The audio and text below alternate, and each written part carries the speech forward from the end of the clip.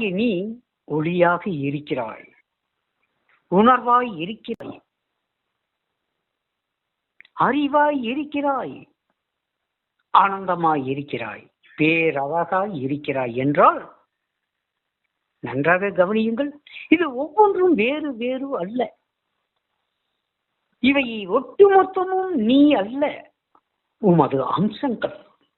அப்படியானால் இந்த பேரொளி வெளிப்படும் பொழுது அதிலேயே பேரானந்தம் வெளிப்படுகிறது. நன்றாக கவனியுங்கள். உமது பேரொளி வெளிப்படும் பொழுது அதிலே பேரானந்த நிறைவு ஏற்படுகிறது. அந்த பேரானந்த நிறைவில் பேரறிவு தென்படுகிறது.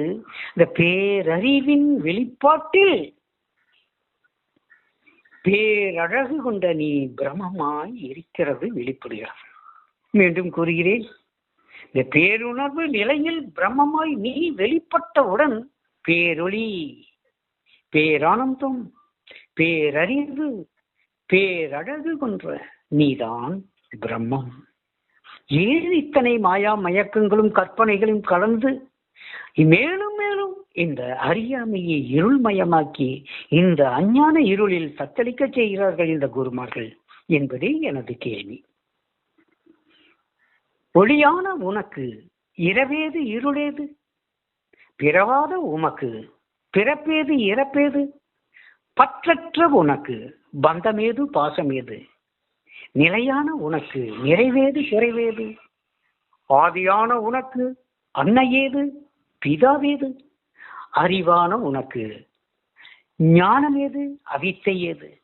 மூலமான உனக்கு மோட்சமேது முக்தி ஏது?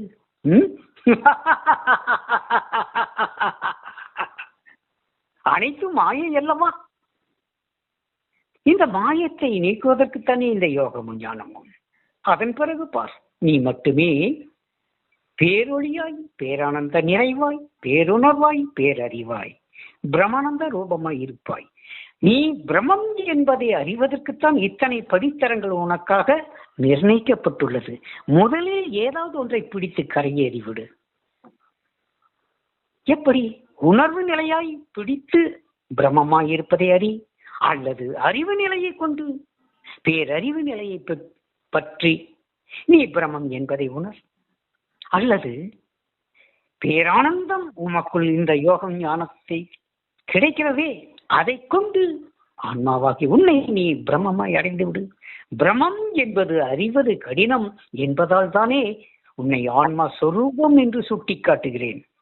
ஏனென்றால் எல்லா குருமார்களும் நீ ஜீவன், நீ ஜீவாத்மா, அது பரமாத்மா என்ற இருமைகள் கொண்ட துவைத பாவனை தானே அருளுகிறார்கள்.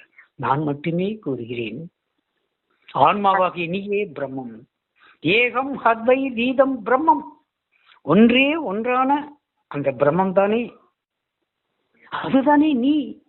நீதானே அநேகம், நீயே அநேகம், நீயே ஏகம். 96 தத்துவங்களாக வெளிப்பட்டு கொண்டிருக்கும் நீ எல்லாம் ஒன்றான நீயே தானே. பஞ்சபூதங்களாய் வெளிப்பட்டு கொண்டிருக்கக்கூடிய நீதானே. உன்னிலிருந்து தானே இவை வெளிப்படுகிறது.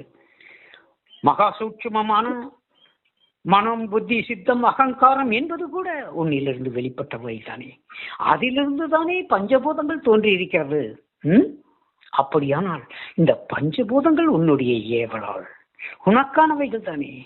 இந்த மனம், புத்தி, சித்தம், அகங்காரமும் நீ இந்த ஜீவ நிலையில், இந்த உலகம் உடல் வாழ்க்கையில் நீ உன்னை அறிவதற்கு மட்டுமல்ல, இதை அனுபவித்து கடந்து செல்வதற்காக வழங்கப்பட்டதுதானே.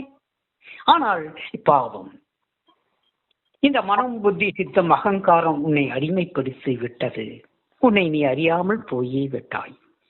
இந்த பஞ்சபூதங்கள் இப்பொழுது ஆளுமை செய்கிறது. நீ அதை கண்டு பயப்படுகிறாய். இந்த கர்ம வினைகள் உன்னை கதற கதற கலங்க அடிக்கிறதே. ஆனாலும் கலக்கமுற்று நிற்கிறாய். என்னே ஓர் மாயை, என்னே ஓர் அறியாமை. இந்த மாயத்தை நீக்கி வறுவினையை பாழாக்குவதற்குத்தானே இந்த யோகம். காயத்தை வேறாக்கி காண்பதற்குத்தானே இந்த ஞானம்.